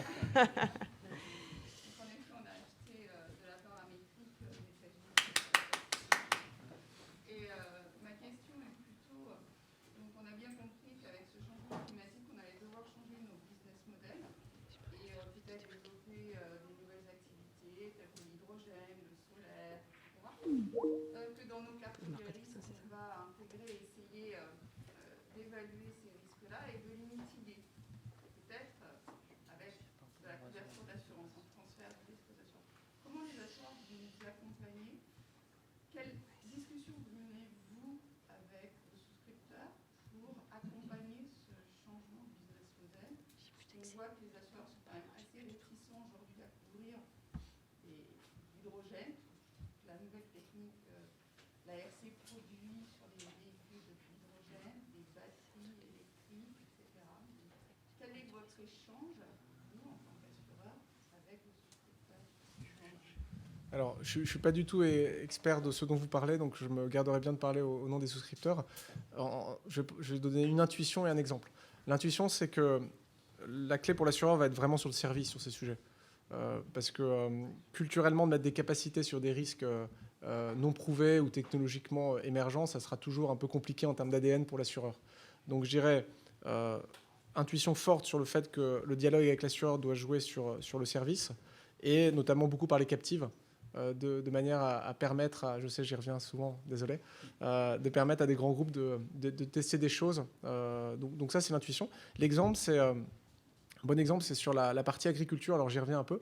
Mais il y a notamment une technologie qui s'appelle l'irrigation goutte à goutte, qui est une petite merveille, en fait, qui permet de donner à la plante ce dont elle a besoin à travers un débit régulier de petites gouttes. Donc, ça coche toutes les cases, ça économise l'eau et ça améliore le rendement. Et ça, typiquement, nous, Climate, on essaie de développer des produits de garantie de performance qui donnent envie aux gens de les adopter, parce qu'elles marchent, en garantissant, in fine, le rendement agricole. Donc je dirais que j'ai un exemple de quelque chose qui a été réussi, qui se rapproche de ce que vous dites, qui ne s'applique pas à l'hydrogène, ce n'est pas mon domaine. Mais je dirais que plus on va être... on va pouvoir quand même à un moment donné, en tant qu'assureur, sur des technologies qui ont de l'importance, pouvoir associer de l'assurance. Donc il faut rester optimiste, même si mon intuition de départ, c'est que c'est quand même service et captive. Parfait. Alors, merci Antoine d'avoir meublé. Sans parler de foot ni de politique. Qui était un challenge. Du coup, la technique enfin, en tout cas, la technique nous permet d'avoir Vincent. Alors, Vincent, je vous laisse vous présenter la gestion des risques émergents chez EUMETSAT. Très bien, merci. Par contre, je n'ai pas donc le retour des slides. Oui, alors je suis sur le slide 18, la présentation de METSAT. La présentation de EUMETSAT, très bien. Donc, bonjour à tous, de nouveau. Donc, EUMETSAT, on est une organisation intergouvernementale. Les slides en même temps. On est une organisation intergouvernementale composée de 30 pays aujourd'hui, qui est peu ou prou les États membres de l'Union européenne. Et nous sommes une organisation qui est très opérationnelle. Il y a plus de 75% des gens qui ont des activités soit scientifiques, soit techniques. Et pour vous donner un ordre d'idée, nous sommes, staff plus consultants, à peu près 1000 personnes. Nous sommes une petite organisation. L'objectif primaire, premier de METSAT, c'est d'établir, de maintenir et d'exploiter l'ensemble des satellites météo européens. Et un deuxième objectif depuis quelques années, c'est de participer au monitoring du climat et donc tout ce qui est détection des changements climatiques. Alors, en participant au programme Copernicus et en plus en mettant à disposition plus de 35 ans d'archives de données météorologiques qui vont permettre après aux scientifiques de faire leurs prévisions, je dirais, en termes de changement de climat.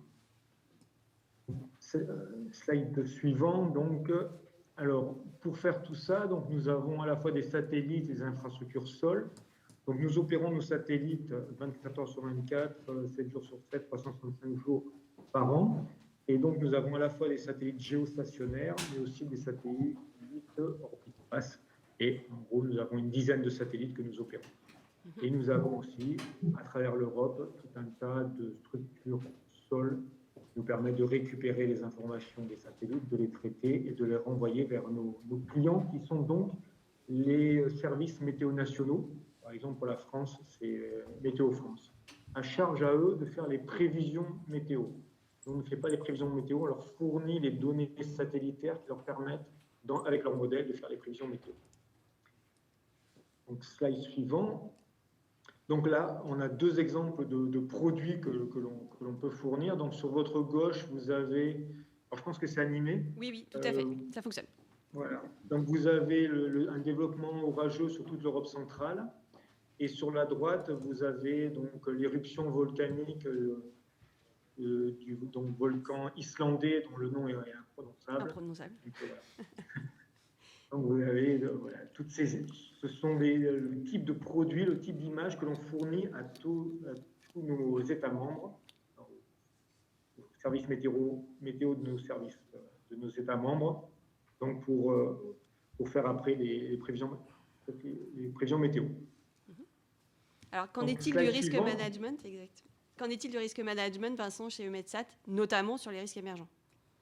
Alors, donc, au niveau du risk management, donc on a une culture, je dirais, risk management qui est assez étendue, puisqu'en fait, dans toutes les activités, on a cette partie risk management. Donc, quand on dit toutes les activités, c'est donc corporate, donc c'est l'ERM en fait, tout ce qui est développement de programme, tout ce qui est opération, administration.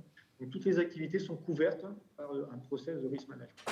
Si on se focalise un peu sur la partie donc corporate, la définition de nos risques corporels sont ceux qui, s'ils se matérialisent, remettent en cause l'achievement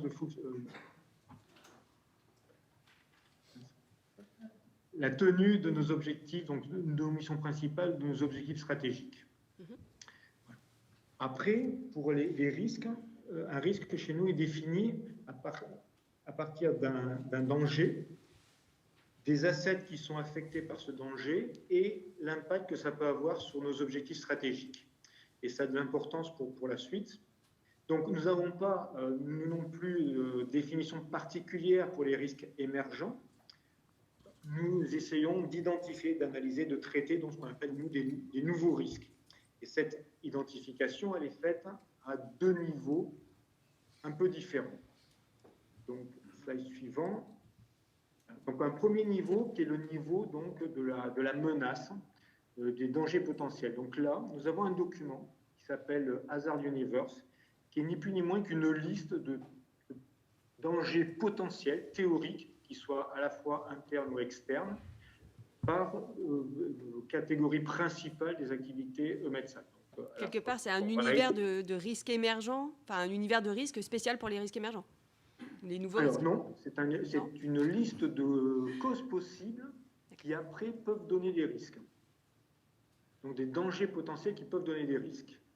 Donc là, j'en ai mis un petit extrait. Donc par exemple, évidemment, c'est par catégorie. Donc dans la catégorie qu'on appelle politique, on a par exemple pour nous des dangers, des menaces qui sont par exemple s'il y a un changement au niveau de la politique spatiale européenne, puisqu'on en fait partie via Copernicus. S'il y a effectivement des changements aussi sur la politique spatiale américaine et chinoise, ce sont des partenaires privilégiés. Donc si on a ce type de changement, ça peut être effectivement une menace, un danger qui peut après être un risque pour nous. J'ai mis aussi gouvernance et management, par exemple, c'est déstabilisation de la gouvernance de METSAT. Donc ici, nous avons toute une liste de dangers potentiels qui est remise à jour donc, tous les ans, à la fois par des experts de METSAT, donc c'est par exemple le responsable de la stratégie, le responsable scientifique, et donc CRO, c'est moi, Corporate Risk Officer, et les directeurs également. Donc ça, c'est fait une fois par an. Et qui aussi alimente cette liste-là, c'est donc tout ce qui est publié dans la presse. On peut faire aussi des enquêtes, des benchmarking. Ça nous permet aussi d'améliorer cette liste-là. Et nous avons notre retour d'expérience, nos lessons learned, qui aussi là peuvent nous donner une nouvelle version de ces risques, non, de ces dangers potentiels. Ces menaces potentielles. Alors, je rebondis sur les sujets de gouvernance parce que c'est vrai que c'est un vrai sujet et ces enjeux de gouvernance, on est assez rare en tant que risque manager, on les met rarement dans nos cartographies des risques parce que c'est des choses dont on parle peu ou en tout cas parfois on nous dit non mais ces sujets-là n'ont pas à être sur des cartographies des risques. Pour autant, c'est vrai que, j'allais dire, c'est peut-être un des principaux enjeux, et pas que en termes de risque émergent, mais en tout cas aussi en termes de risque émergent, qu'il nous faut adresser. Et donc, à chaque fois que vous avez une nouvelle activité, j'allais dire, le socle, c'est posez-vous la question de la gouvernance. Voilà. Donc, deuxième slide cette fois-ci sur les risques. Donc là, on a vu le niveau menace. Donc, une fois par an, on remet à jour cette liste-là. Donc, slide suivant, sur les risques. Donc, ce que l'on fait, c'est que 2 fois par an, on a une réunion, une sorte de comité des risques. Encore une fois, on est 1000 personnes, donc on est une petite entreprise. On a l'ensemble des directeurs autour de la table et on revoit notre cartographie des risques. Donc, lorsqu'on revoit cette cartographie des risques, on est systématiquement amené, un des points de l'agenda, c'est de discuter sur les changements qu'il y a pu avoir, soit au niveau de cette liste des hasards, des dangers potentiels, soit s'il y a une évolution significative de tout l'environnement, qui peut être interne ou externe à EUMETSAT, dont le but d'identifier non plus des menaces, mais vraiment des risques. Après, ce qu'il faut voir aussi, c'est que tous les 5 ans, notre stratégie est revue. Et à ce moment-là, on fait un exercice top-down, je dirais presque de page blanche, où à partir de la nouvelle stratégie, on essaie de voir si on a des nouveaux risques par rapport à cette nouvelle stratégie. Évidemment, on compare avec les risques qui sont déjà dans notre cartographie. Donc là, c'est le deuxième niveau. Et là, je vais donner un exemple. Depuis le début de notre Hazard Universe, on a évidemment un danger qui est la compétition par un acteur privé.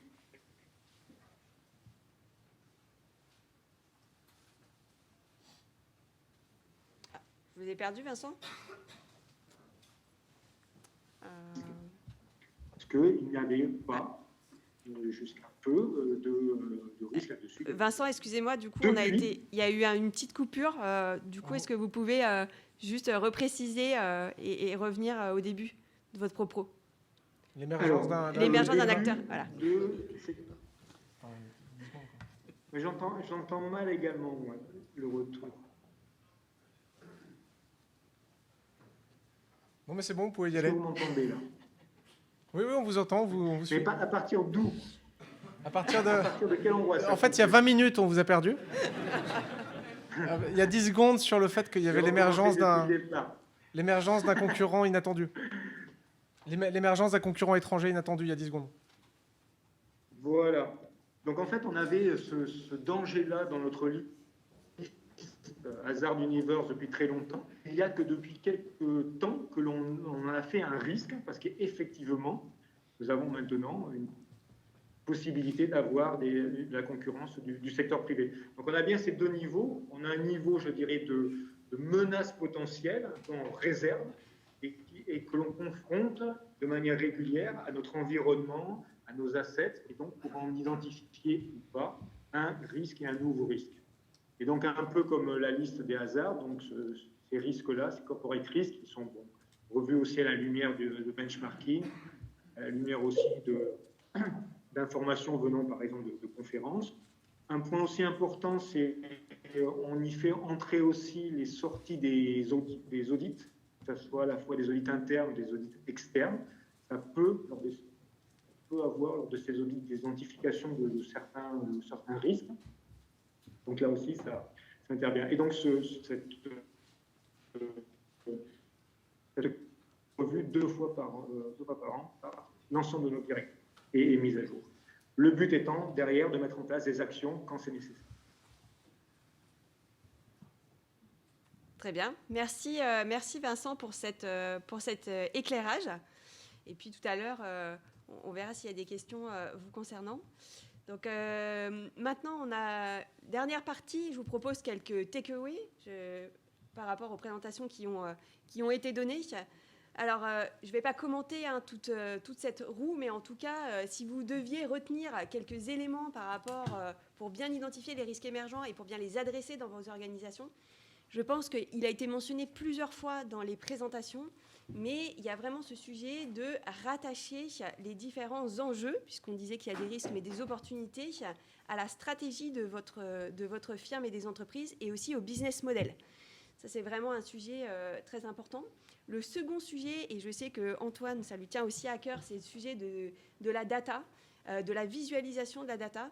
Aujourd'hui, c'est vrai que se faire des tableaux de bord qui reprennent et qui permettent une visualisation de ces signaux faibles, qu'ils soient internes ou externes, d'aller chercher des scénarios à l'extérieur et d'aller les confronter en interne avec les données, avec un certain nombre d'indicateurs et d'aller les structurer avec des tableaux de bord, avec de la data visualization. Ça aussi, il y a vraiment une valeur ajoutée là-dessus pour effectivement aller identifier les risques émergents. Tu feras de la data vis pour ta prochaine table ronde d'ailleurs. Ben, pourquoi pas, et je te donne rendez-vous. L'autre sujet effectivement que je retiendrai, c'est, et j'en parlerai dans quelques minutes puisque je vous ai mis des illustrations, c'est continuer d'être curieux en tant que risk manager. On sait que c'est l'une des qualités essentielles d'un bon risk manager, mais allez vous former, allez échanger, allez regarder les rapports de risk intelligence. Vous avez le World Economic Forum, et j'y reviendrai dans quelques instants, mais vous avez aussi d'autres rapports de risque, tu le mentionnais, à horizons différents. On a trop tendance, les cartographies des risques aujourd'hui, elles adressent, j'allais dire, du court terme, voire du moyen terme, puisque les plans stratégiques sont à horizon 3 ou 5 ans. Réfléchir sur les risques émergents, ça veut dire aussi aller regarder à des horizons de temps différents, à des 10 ans, à des 20 ans, parce que identifier ces sujets-là nécessitera aussi, j'allais dire, des investissements sur des temps longs, avec des ruptures technologiques. Et donc, c'est sortir aussi et quelque part aller s'accoster, se coordonner avec la stratégie. Donc, je vous invite sur ces sujets de risques émergents aussi à aller échanger avec vos directeurs de la stratégie, avec les directeurs du développement, pour justement parler d'opportunités. Mais généralement, les opportunités, elles sont aussi portées côté stratégie. Donc, il y a une évolution de notre métier de risk manager pour aller échanger et se positionner aussi sur ces sujets-là, en coordination, encore une fois, avec les équipes qui peuvent exister. Autre sujet, tu faisais référence tout à l'heure à tout ce qui était raison d'être. Bah, effectivement, les risques émergents, c'est d'aller analyser aujourd'hui, j'allais dire, la dissonance qu'il peut y avoir entre votre raison d'être et puis l'expérience que vivent vos collaborateurs, l'expérience que vit votre écosystème. Et donc, ce faisant, il y a effectivement un certain nombre de sujets qui peuvent être adressés, en tout cas qui méritent d'être identifiés et qui méritent d'être quantifiés. Le sujet des ressources, effectivement, si on veut, on le voit, investiguer ces sujets des risques émergents, tu le mentionnais tout à l'heure, Franck, aujourd'hui, les équipes de risk manager, on est beaucoup en coordination, mais on est sur des petites structures. Mais ça veut dire aussi se doter de moyens à notre niveau, pour avoir le temps de faire cette veille-là. On voit qu'il y a de la valeur ajoutée derrière, donc comment on arrive aussi à j'allais dire, faire grandir nos équipes et à recruter. Et on sait qu'aujourd'hui, c'est quelque chose de compliqué. Et enfin, peut-être le dernier point sur lequel j'insisterai, c'est cette notion d'écosystème. Et comme on fait des analyses de matérialité aujourd'hui sur les aspects RSE et qu'on va récolter l'attente de nos parties prenantes, quelque part, je pense qu'une des bonnes pratiques, c'est d'aller aussi à l'écoute de nos parties prenantes sur ces sujets de risques émergents, de faire un 360 pour capter justement ces signaux faibles, ou en tout cas ces opportunités et ces trends qu'on verra émerger demain. Voilà les principaux takeaways. Alors après, je vous ai mis le cycle des risques émergents. Donc ça fait écho à des réflexions qu'on a eues dans le cadre de la commission ERM, puisque je vous l'ai mentionné tout à l'heure, j'ai la chance d'être présidente de cette commission. Et donc, régulièrement, nous avons des échanges avec nos pairs et notre communauté sur les différents sujets. D'ailleurs, j'en profite pour faire un peu de teasing pour cette commission. N'hésitez pas à vous inscrire et à nous rejoindre. Donc, on avait échangé en juin dernier sur le cycle de vie. Parce que finalement, on l'a dit, c'est une catégorie de risques un peu à part, même si on l'a vu à travers des illustrations. Certains, justement, l'adressent, n'ont pas cette distinction-là et l'adressent comme tous les autres risques. Mais finalement, si on devait regarder la gestion des risques des cycles émergents et en faire un cycle de vie, un processus, quel serait-il ? Eh bien, il y a effectivement cette phase de collecte, je dirais, la collecte des signaux faibles, qui soient internes ou externes. Alors, externes, on parlait de publication, on parlait aussi des rencontres. C'est l'objet de se former, c'est l'objet d'échanger. Et puis, il y a tout ce qui est interne. Donc, comment aussi le risk manager, il a identifié un réseau. On parlait d'experts tout à l'heure, mais aussi il a les bons indicateurs qui surveillent, j'allais dire, comme l'huile sur le feu, pour que dès qu'à un moment donné, il y a des frémissements, on soit en mesure de les interpréter. Et de ce fait, je trouve ça intéressant, avec un peu de recul, le contexte de Covid, parce qu'il y avait ces frémissements. Certains d'entre nous qui avaient, je le rappelle, dans des cartographies des pays asiatiques et de la zone Asie, avaient la pandémie dans leur cartographie. Il y a eu des bruissements, mais pour autant, on n'a pas forcément, j'allais dire, prêté attention aux signaux faibles, et en tout cas par rapport au développement qu'il y a pu avoir ensuite. Puis après, finalement, comment on les adresse ? Alors, est-ce qu'on les adresse ? Est-ce qu'on les intègre dans nos cartographies des risques ? Alors là, on a différentes pratiques qui sont faites. Certains intègrent certains risques émergents avec un tag risque émergent et puis suscitent le débat. D'autres, on l'a vu tout à l'heure, font des workshops dédiés sur les risques émergents. Je pense qu'une bonne pratique qu'on a pu voir aussi chez nos clients et qu'on applique aussi en interne chez Deloitte, c'est de prendre ces différentes tendances qu'on peut avoir, notamment en externe, de tous les rapports de risque économique, les comparer par rapport à ce qui existe déjà dans l'entreprise et comment on les adresse, et après d'avoir un échange avec la gouvernance sur finalement qu'est-ce qui est couvert et surtout qu'est-ce qui n'est pas couvert. Donc ce qui n'est pas couvert, comment on l'adresse aujourd'hui ? Est-ce que vous, Comex, est-ce que vous, Board, vous considérez que c'est des sujets qui demain valent la peine d'être investigués plus largement ? Je me permets, oui. Il y a aussi une technique, mais alors qui n'est pas forcément là, mais qui est le côté incarné, parce que tu parlais, Franck, comment on embarque aussi nos patrons. Sur les risques physiques, il y a ce qu'on appelle un climate truck, qui est un concept qu'un explorateur qui s'appelle Christian Clot a monté. Et donc, en fait, il fait vivre aux gens les températures à venir en 2030 en les faisant rentrer dans un camion. Je dis ça pour l'anecdote et aussi pour montrer qu'une partie de ces risques, en fait, quand on réfléchit vraiment aux manières de mettre en mouvement des individus, faut que ce soit incarné, faut que ce soit ressenti, et ça passe par l'émotion.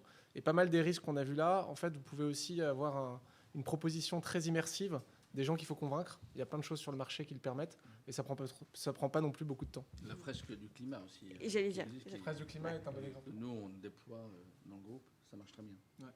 Alors, autre chose, ça me fait penser à autre chose, Antoine. Juste avant, j'étais à l'atelier sur les biais cognitifs. Et je pense que ça, c'est aussi quelque chose qu'il faut avoir en tête. C'est que sur ces risques émergents, je le disais tout à l'heure par rapport aux caractéristiques, parfois on nous dit mais effectivement ces risques émergents, ça n'arrivera pas, ou celui-là je ne le vois pas comme ça. Ayez en tête aussi que sur ces risques émergents, il y a un certain nombre de biais cognitifs qui peuvent s'appliquer. Et donc, une fois que vous les avez identifiés, agissez en connaissance de cause et donc allez chercher les leviers. Mais ayez en tête qu'effectivement, il faut aussi persévérer. Et après, je dirais, il y a aussi la conviction du risque manager. On parle beaucoup de cette compétence-là, mais quelque part de ce qu'on ressent. Et donc, je pense que ça peut être une force aussi. Quelque part, il y a ce feeling du risque manager aussi qu'il faut exploiter, qu'il faut développer. Faites-vous confiance. Et donc, n'hésitez pas après à aller le documenter, parce que pour aller en parler au COMEX et au board, il n'est pas question d'arriver la fleur au fusil, bien sûr. Mais en tout cas, j'allais dire, on a aussi cette sensibilité-là qui fait aussi le charme de notre métier. Mais en tout cas, je pense qu'il y a aussi cette partie-là à ne pas sous-évaluer. Moi, sur ce point-là, je dirais quand même quelque chose. C'est pour l'avoir expérimenté, on n'utilise pas assez, je trouve, les comités stratégiques d'audit que l'on peut avoir dans les conseils d'administration, où il faut aussi provoquer le débat au niveau des administrateurs, sans pour autant avoir l'assentiment de son management. Il faut savoir des fois passer des sujets outre le management, parce que ça fait vivre la réflexion. Et ça fait vivre le débat. Et ce n'est pas toujours simple, j'en suis conscient, mais c'est une chose que j'ai testée. Je me suis bien fait engueuler, mais in fine, c'était bien. Alors tout à l'heure, on parlait effectivement, pour être en mesure d'identifier ces signaux faibles, et en tout cas ces tendances nouvelles, on parlait de la veille, et donc de la veille externe. Donc, je vous ai mis quelques illustrations et quelques rapports qui peuvent vous être utiles. Alors, le premier d'entre eux, c'est effectivement le World Economic Forum qui vient de publier sa dernière édition. Donc, dedans, vous avez plusieurs graphiques qui sont intéressants à aller exploiter. Bien sûr, c'est qu'un extrait et je vous invite vraiment à le lire et à l'analyser en profondeur. Mais vous voyez que vous avez l'identification des différentes thématiques et des risques qu'on voit arriver dans les 10 prochaines années, avec une graduation. On parlait de différents espaces-temps, donc ceux qui arrivent d'ici 2 ans et puis ceux qui arrivent sur des temps longs. Je voudrais juste insister sur certains sujets où aujourd'hui parfois on considère comme acquis, mais vous voyez sur la période 0-2 ans, vous avez quand même des sujets par rapport au risque mental health. Et ça, je pense que c'est des sujets qu'aujourd'hui qu'on sous-estime trop parce qu'on n'a pas forcément de prise de recul encore, mais en tout cas, on sait que tous nos talents, nos employés sortent éprouvés de cette période. Et donc ça, c'est des sujets sur lesquels aussi il nous faut être attentifs. Et puis, il a été mentionné hier lors de la plénière, mais ces sujets effectivement de géopolitique, de tensions géopolitiques, et d'érosion aussi du lien social. Ça, ces sujets-là, j'allais dire, ces macro-tendances, elles vont se retrouver aussi cristallisées dans l'entreprise. Et en fonction de la forme de votre entreprise et des différentes parties prenantes, c'est des sujets aussi qui vont se traduire et qui vont se cristalliser dans les années qui viennent. Donc, c'est des sujets également à regarder. Vous avez ce rapport-là, donc ProteTV, mais qui donne une vision, j'allais dire, à plus long terme, donc sur les risques jusqu'à 2031 également. Alors bon, il y en a certains, si je prends ceux de 2022, on les a tous en tête. Il y a les sujets de cyber-risques, etc. Il y avait d'autres sujets qui ressortaient, notamment les sujets d'inflation, donc au niveau macroéconomique, inflation salariale aussi par rapport à vos talents et par rapport au coût, plus largement. Et puis, sur les aspects 2031, on est plus effectivement sur les sujets d'innovation disruptive qui pourraient remettre en cause également vos business models et sur les aspects climatiques que tu évoquais tout à l'heure. Enfin, peut-être dernier rapport que je vous ai indiqué, c'est celui du DRI. Donc, le DRI, c'est le Disaster Recovery Institute International, donc, qui donne une vision. Et alors, ce qui me paraissait intéressant, c'est effectivement que dans ce rapport-là, vous avez la vision par secteur et la vision par, zone géographique des différents risques. Donc voilà, ça peut être intéressant aussi pour vous en fonction des différents sujets que vous adressez. Et encore une fois, l'idée, c'est de confronter, d'aller voir. Et plus vous aurez plusieurs points de vue, après, à vous de les challenger et à vous, j'allais dire, d'appliquer votre criticité sur ces sujets. Et sur les aspects géopolitiques, vous avez le Top Risque 2022 d'Eurasia, qui est très intéressant et qui reprend d'ailleurs une partie des échanges qui ont eu lieu hier en plénière sur les aspects de confrontation entre les États-Unis, la Chine et le rôle, j'allais dire, de la Russie dans ces échanges et dans ce rapport de force au niveau géopolitique. Alors voilà, on arrive à la fin de notre échange. Peut-être je me retourne une dernière fois vers mes intervenants pour, si vous aviez qu'une phrase, finalement, ou deux mots à retenir sur ces sujets-là et à faire passer à notre auditoire. Franck ? Allez, Franck. Oui. Une phrase, j'aurais du mal, moi j'ai toujours du mal à faire qu'une seule phrase. Non, mais ce que j'ai dit en résumé, c'est disséminer, sensibiliser, c'est un facteur clé. Et puis embarquer le top management. Sans eux, on n'y arrive pas. D'accord. Vincent, si vous êtes toujours là ? Oui, je suis toujours là. Oui. D'accord. Une dernière phrase ? Je dirais qu'il faut rester curieux donc, dans la collecte de tout ce qui se passe dans nos environnements. Mais par contre, à la fois être curieux, mais rester pragmatique, dans le sens où tout un tas de risques ne vont pas, dans le futur, impacter notre propre entreprise. Nous ne vont pas interagir avec donc, les assets, ne vont pas impacter les objectifs de l'entreprise. Donc, à la fois être curieux, mais rester quand même un peu pragmatique pour ne garder que vraiment ce qui est nécessaire à, je dirais, à la stratégie de l'entreprise. Très bien, merci. Antoine ? Alors moi, j'ai pas de mots, mais par contre, je vais citer quelqu'un qui s'appelle Valérie Masson-Delmotte, qui est une grande scientifique que beaucoup connaissent.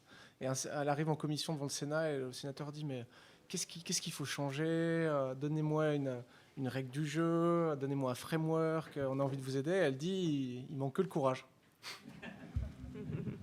Alors voilà, le courage, en tout cas pour vous, Risk Manager, et pour nous, d'adresser ces sujets-là sur les risques émergents.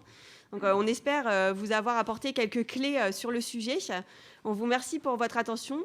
Et puis, on a quelques minutes encore pour prendre quelques questions-réponses si les questions se posent. Alors, je rappelle juste la règle du jeu. Je vous demande juste de vous lever pour que tout le monde puisse entendre et surtout de vous présenter. Jean-Luc Meurice, consultant en gestion des risques. Sylvie, tu as fait allusion à des risques qu'on ne mentionne pas forcément dans les cartos. Et moi, je dirais aussi, j'ai pensé immédiatement aux risques qu'on ne mentionne pas forcément dans le DEU, dans le chapitre facteurs de risque. Par exemple, la risque de gouvernance n'y figure jamais. Enfin, je ne connais pas de société qui ose émettre un risque de gouvernance dedans. Donc, je ne sais pas, il y a un lien aussi avec les risques émergents. Mais j'élargis un peu, c'était un peu hors sujet. Quels sont les critères pour dire, OK, ce risque, il est dans le... je ne suis pas sûr qu'il soit déjà dans le parking lot, là, qu'on a vu tout à l'heure. Oui. Ils sont plutôt dans l'antichambre. Est-ce que le fait que je n'arrive pas à le matérialiser, à le quantifier, donc du coup à le hiérarchiser, puisque, comme tu as fort bien expliqué au début, les critères d'incertitude, d'occurrence, d'impact inconnu, de difficulté d'attribuer le risque à une fonction ou une entité précise au sein d'un groupe, c'est assez compliqué. Et quel est le critère qui fait que qu'on le met ou qu'on ne le met pas dans une publication? Alors, Franck, vous voulez tâcher de répondre, mais... Oui, nous, les critères, c'est-à-dire que la réglementation nous demande aujourd'hui de publier les risques qui sont critiques, les plus critiques et spécifiques. Alors, évidemment, ça pose un problème par rapport à ce que vous dites, parce qu'à un moment donné où on n'arrive pas à quantifier un risque, on n'arrive pas à le prioriser, on aura du mal à dire qu'il est critique. Donc, à un moment donné, il faudra de toute façon pouvoir le mettre, arriver à apprécier son niveau de fréquence, son niveau d'impact, pour pouvoir, derrière aussi, pouvoir justifier pourquoi c'est un risque spécifique. L'AMF nous demande quand même d'être très spécifique. Après, si vous êtes dans la présentation de la stratégie, comme je vous l'ai montré dans mes slides, j'ai pris des extraits de notre URD où on parle de risques émergents qui sont mentionnés dans la stratégie, qui ne sont pas obligatoirement tous repris dans les facteurs de risque. Donc je pense qu'il faut jouer sur les deux côtés. Dans les facteurs de risque, vous mettez ceux qui sont vraiment spécifiques, critiques à l'organisation, ça veut dire que vous avez pu les quantifier. Et après, dans les risques émergents qui sont aujourd'hui pas encore complètement quantifiables, et donc quantifiés, mais ça, vous pouvez quand même les mentionner dans les grandes tendances et les grands risques qui participent à la définition de votre stratégie. D'où l'importance que ces sujets-là soient portés au niveau du top management pour qu'ils soient pris en compte dans la stratégie. Donc c'est toujours un cercle vertueux. Une autre question ? Bonjour, Jocelyn Gachet, Hermès International. Je vous remercie pour vos différentes présentations. Ce matin, on n'a pas forcément abordé explicitement la notion de prospective. Donc ma question est assez simple. Quelle est selon vous la place de la prospective dans l'identification des risques émergents ? Comme méthode. Bah, je pense que c'est génial. Je pense que c'est une fonction qui est trop peu considérée dans les entreprises. Les j'arrive pas à le prononcer. Protectiviste. Vas-y, tu m'aides. Celui qui fait la prospection, c'est un Protectiviste. Merci. Et c'est fondamental de garder ça. Et quand je parlais de manière incarnée, je faisais un peu référence à ça. C'est-à-dire quand on présente un faux journal Le Monde avec un événement qui n'est pas encore là, on rend tout de suite des choses tangibles. Donc c'est à la fois la capacité à se projeter, mais de le faire différemment et de rendre ça hyper tangible. Et ça, c'est les gens dont je ne citerai pas le nom qui font ces missions sont des gens très rares, très précieux et qui ont paradoxalement du mal à trouver du boulot. Alors qu'une entreprise d'une taille conséquente devrait avoir à minima 1 ou 2 personnes qui projettent le management comme ça demain. Donc super bon point. Désolé de l'oublier. Et juste sur ce point-là, effectivement, tu mentionnais certaines pratiques. On a certains boards et certains COMEX qui ont eu des workshops dédiés où on leur a passé, j'allais dire, des films futuristes en disant comment vous vous projetez dans quelques années, etc., pour en faire ressortir des tendances. Et donc, il y a aussi des nouveaux modes d'animation sur ces sujets-là à aller chercher et à développer, encore une fois. Et il y a peut-être un risque aussi sur ces risques émergents, c'est celui de se faire enfermer par rapport à des choses qu'on connaît. Il y a aussi des choses qu'on ne connaît pas. Et donc, c'est pour ça que j'insiste sur le côté débat ouvert et quelque part de se laisser guider et d'avoir un échange, j'allais dire, ouvert et d'être à l'écoute. Parce qu'il y a certainement des choses, il faut être humble en tant que risk manager, qu'aujourd'hui, on ne voit pas, qu'on ne perçoit pas, qui sont en train de bruisser. Mais voilà, effectivement, il faut les mettre en relation et s'assurer qu'on puisse au moins les capter de par notre ouverture. Bonjour, Oui. Vincent Benoît, Société du Grand Paris. Moi, je voulais rebondir sur cette question-là que je trouve hyper pertinente et intéressante. Bon, la prospective, évidemment, et surtout les technologies émergentes. Je parle notamment de la blockchain. Je pense que tout le monde en entend parler aujourd'hui, beaucoup. On parle de métaverse également. Oui. On dit comment se projeter dans le futur. Je vous conseille à tous de jeter un petit coup d'œil au film Ready Player One. Ça donne une idée de ce que pourrait être le monde de demain. Et la question que je me pose, en fait, c'est tant chez Nexans que chez Orange, comment est-ce que, déjà, est-ce qu'il est pris en compte justement cette technologie avec l'impact que ça pourrait avoir sur le modèle économique? Alors, chez Nexans, je ne sais pas trop, mais je vois que vous regardez, vous analysez les méga tendances. Je pense que la blockchain en est une. Et chez Orange... Il n'y a pas Orange, mais chez Eubelsat peut-être. Ouais. Chez AXA, je me dis, dans tout ce qui est milieu de l'assurance, la blockchain, on parle beaucoup de smart contracts, notamment. Je pense que ça peut avoir quand même un impact hyper disruptif sur les modèles économiques du milieu de l'assurance dans les années qui viennent. Et je pense que ça va venir même probablement plus rapidement que ce que l'on imagine. Donc je voulais savoir comment vous prenez en compte cette technologie, cet enjeu émergent, ce risque ou cette opportunité émergente. Alors moi j'ai des vraies convictions sur ça, c'est que je pense que la techno, la vraie réflexion doit venir du business, et donc il faut avoir des leaders qui sont capables de porter ça dans leur business model. C'est-à-dire que la sensibilisation à la blockchain, tous les grands groupes y ont été exposés. In fine, s'il n'y a pas un CEO, un leader de business unit qui a compris et qui va porter une vision de son produit, ça ne marchera pas. Donc je reviens toujours, je suis désolé, un peu à la question du people et des cultures, mais la vraie question pour moi, pour un grand groupe, c'est est-ce que le leader responsabilisé sur une business unit, il est capable d'anticiper ça et de l'intégrer dans sa vision du produit. Je pense que c'est juste fondamental. Sinon, après, on fait des choses un peu à côté. Et après, pour la question de la blockchain, ouais, moi, je suis un petit gars du digital et je vous avoue que même moi, je suis dépassé. J'avais en face de moi quelqu'un qui me parlait des investissements qu'il mettait sur la partie métaverse, là, toutes les NFT, etc. Enfin, j'ai vu devant moi, alors que j'ai quand même 36 ans, j'étais quand même à fond sur ces sujets. J'ai vu un autre monde, en fait. Et c'est la première fois où j'ai eu un déjeuner où je me suis dit, en fait, je parle à quelqu'un, je pense qu'on ne vit pas dans la même planète. Donc j'ai eu cette espèce de wake-up call, moi, juste avant à Noël. Donc ouais, je pense qu'il faut être très vigilant à ce qui est en train de se passer. Et il faut parler beaucoup avec les jeunes générations. Parce que ceux qui dont c'est les premiers boulots, ils investissent massivement sur ces sujets. Ils ont quelquefois un peu de pépette. Il faut vraiment les écouter. Mais il faut se reconnecter à ça, parce qu'en effet, je pense que c'est massif. Je peux rajouter quelque chose? Oui, bien sûr. Allez-y, Vincent. Donc nous, c'est un point très important chez nous, parce qu'en gros, donc, on a la technologie embarquée sur les satellites, et on a tout ce qui concerne on a un data center en fait, hein, où on archive toutes les données, etc. C'est pour ça qu'on fait intervenir donc notre scientifique en chef, ainsi qu'on a des gens donc très experts dans les technologies, et on les fait intervenir notamment dans le Hazard Universe Update. On les fait intervenir aussi de quelques réunions risk management, parce que justement, pour nous, c'est un des points très importants. Très bien. Peut-être une dernière question, et puis après, je vous laisse aller déjeuner. Oui, monsieur. Là-bas. Voilà. Marc Renaud de Saint-Gobain France. Dans la continuité de ce qui a été dit, du coup, comment disrupter nos outils d'analyse de risque? Vous parliez de fréquence, de gravité. Si on prend les activités spatiales qui vont gérer la supply chain au quotidien, qui nous livrent aujourd'hui, est-ce que les grilles actuelles sont encore d'actualité? Parce que si les logiciels supply chain s'arrêtent parce qu'ils sont pilotés par les satellites, on a tout de suite un effet global et pas du tout local. Idem pour le métaverse. On va avoir nos clones qui vont avoir des activités économiques et financières. On achète déjà des appartements et du logement à des prix du réel. 1 million de dollars pour un appartement dans le virtuel, ça c'est du cash. Est-ce que nos outils vont devoir aussi se disrupter pour gérer ce genre de problématiques?